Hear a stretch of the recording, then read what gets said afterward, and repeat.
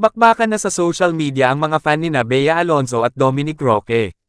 Nakakaloka ang talakan ng dalawang kampo at kanya-kanyang interpretasyon sa mga post ng kanilang mga idolo. Inakusahan nga ng mga fan ni Bea na kesyo manipulative sad boy ito bagamat sinasabi nila na hindi nila pinatatamaan si Dominic. Nakakaloka nga ang sinasabi nila na sad boy post with good night or without caption. Off comment section para mas obvious ang pagsasad boy. Post pics with kiddos. Family man yarn. Throwback travel photos and pics with friends minus the jowa. Huwag kalimutan ang Bible verse. Biglang naging makajos. Pero rest back naman ng supporter ni Dom. In the first place bakit sinagot ng idol mo? Maraming bakit. Takot na takot kayo, sila na may magsasay na si Dom sa finances ni Bea. FYI hindi kumita si Dom sa vlogs ni Bea.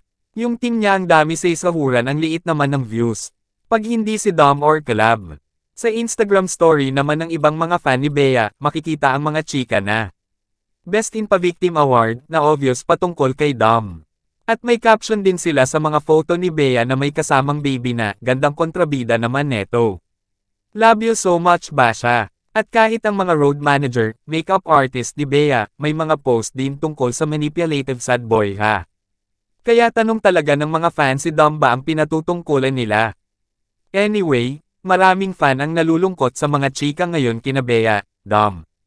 At dasal pa rin nila na magkatuluyan o mauwi sa kasalan ang relasyon ng dalawa.